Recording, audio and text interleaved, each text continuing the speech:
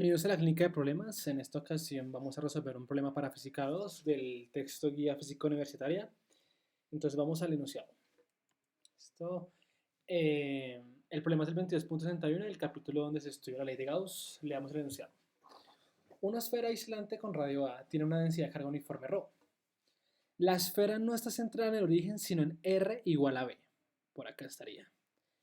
Demuestre que el campo eléctrico en el interior de la esfera está dado por la siguiente expresión. Numeral B. Una esfera aislante de radio R tiene un agujero esférico de radio A, ubicado dentro de su volumen y concentra una distancia B del centro de la esfera, donde A es menor que B y B es menor que R. En la figura 22.42 se muestra una sección transversal de la esfera. La parte sólida de la esfera tiene una densidad volumétrica de carga uniforme ρ. Obtenga la magnitud y dirección del campo eléctrico E dentro del agujero y demuestre que el campo eléctrico es uniforme en todo el agujero. Sugerencia: usa el principio de superposición y el resultado del inciso A. Listo, para ambos numerales vamos a tener que usar la ley de Gauss. Y va a ser la ley de Gauss para esferas aislantes, que si pueden ver en el libro guía en el ejemplo 22.9, está en detalle cómo resolverlo. Aquí lo vamos a hacer de nuevo, pero aquí lo importante en el inciso A es el cambio de coordenadas que vamos a hacer y en el inciso B usar de forma adecuada el principio de superposición. Vamos a hacer el problema. En el inciso A tenemos que calcular el campo eléctrico por una esfera aislante. ¿Listo? Como pueden ver, esta es la figura obtenida con el libro. Pero ahora nuestra esfera no va a estar centrada en el centro de esta esfera grande, sino en esos centros coordenados, sino va a estar a una distancia B. ¿Listo? Entonces la esfera es aislante, entonces por ende saben que la carga se distribuye en todo el material, porque el material no deja mover la carga. Si fuera conductora ya saben que la carga se da a la superficie. Pero no es el caso, este no es el caso. ¿Listo? Vamos a resolver el problema. Entonces nuestra esfera podemos suponer que tiene una carga completa Q y que su volumen es el volumen de una esfera, 4pi por el radio de la 3 sobre 3, y que si queremos calcular su densidad volumétrica sería dividir la carga en el volumen total, que sería 3q sobre 4pi a la 3, ¿listo? Entonces vamos a usar la ley de Gauss. La ley de Gauss nos dice que calculemos la carga encerrada. Entonces la carga encerrada va a ser igual a la densidad de carga volumétrica, ¿sí?, por el volumen de nuestra superficie gaussiana que ven acá, esta moradita. Entonces, esto si multiplicamos nuestra densidad ρ que obtuvimos acá y lo multiplicamos por el volumen de nuestra superficie gaussiana, obtenemos que la carga encerrada va a ser igual a Q R a la 3 sobre el radio a la 3 de la esfera. ¿Listo?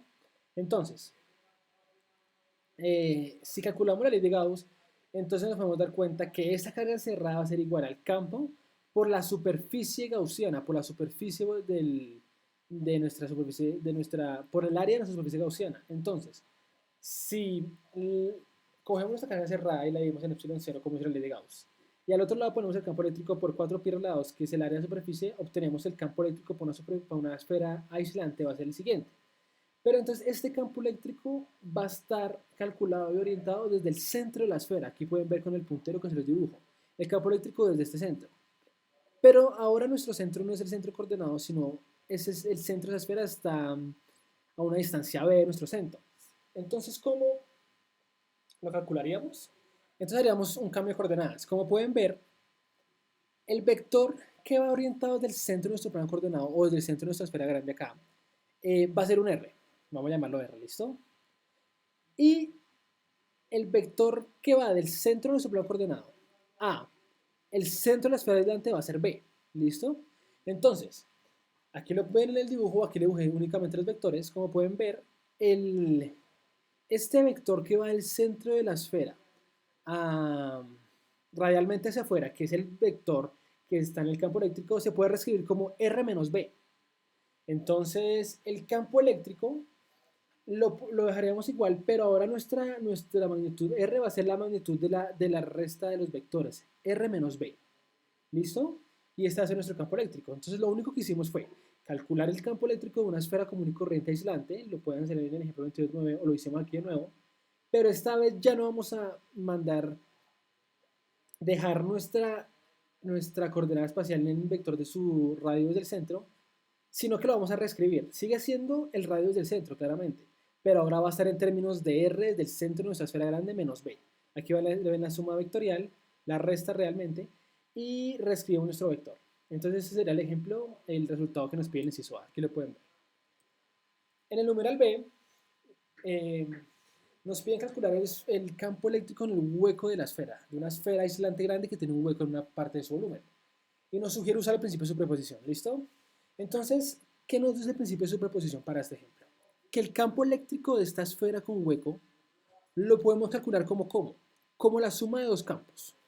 Uno, el de una esfera grande, completamente sólida, con densidad volumétrica ρ, más el campo eléctrico que nos da una esfera ubicada en el punto del hueco con densidad volumétrica menos ρ. Esto quiere decir que si sumamos ambos campos, la densidad volumétrica en esta parte va a ser cero, lo cual sería un lugar que haría alusión al campo de la esfera. Pero para calcular el campo, calcularíamos en ambas ocasiones el campo de cada uno y lo superpondríamos. ¿Listo? Entonces, el campo eléctrico de la esfera grande sólida sería el de una esfera común y corriente, aislante grande con carga volumétrica distribuida. Este lo calculamos aquí en la primera parte, que sería el mismo. Y ahora tendríamos que calcular el campo eléctrico de esta esfera que está en el hueco. ¿Listo? Y ya lo hicimos en el numeral anterior. Pero como pueden ver, ahora la carga densidad volumétrica no, la densidad volumétrica no va a ser ρ, sino menos ρ, porque es la densidad de nuestro hueco. ¿Listo? Entonces, menos ρ va a ser la densidad y este sería el campo eléctrico del hueco, que lo calculamos acá en más detalle, ¿listo? Pero ahora para hallar el campo eléctrico del hueco tendríamos que sumar el campo eléctrico que produce esta esfera de acá más el campo eléctrico que produce esta esfera en el hueco. Entonces para esto lo sumaríamos ambos campos. Sería el campo eléctrico de la esfera sólida más el campo eléctrico de nuestra esfera sólida negativa que haría alusión a la parte del hueco. Y si lo sumamos se dan cuenta que al final obtenemos este resultado. Todas las componentes que van acompañadas con el vector R se cancelan, ¿listo? Entonces, como pueden ver, cuando sumamos los dos campos, el campo que proviene de la esfera grande, este R que va acá, y el campo de la esfera pequeña, que lo ven acá, pero con magnitud negativa para aplicar de forma correcta el principio de superposición, obtenemos que el campo eléctrico depende únicamente del vector B. ¿Qué quiere decir esto? Que cuando nos movamos dentro del hueco con un vector R y variemos ese vector R, o sea, cambiemos de posición, siempre el resultado que vamos a obtener va a depender solo de B. Entonces, así cambiemos R, el resultado siempre va a depender solo de B. Entonces, esto haría que en el hueco el campo fuera uniforme, porque a medida que cambiemos el R dentro del hueco, solo nuestro resultado dependerá de B. Entonces, este será el resultado dentro del hueco aplicando el principio de superposición y nos daríamos cuenta que el campo eléctrico es uniforme y esto es lo que nos pide el enunciado. Demostrar que el campo eléctrico es uniforme en todo el agujero. Entonces, en la primera parte un cambio de coordenadas de una esfera aislante común y en el segundo numeral sería nos daríamos cuenta con el principio de proposición que el campo eléctrico es uniforme. Y aquí acabaríamos el ejercicio.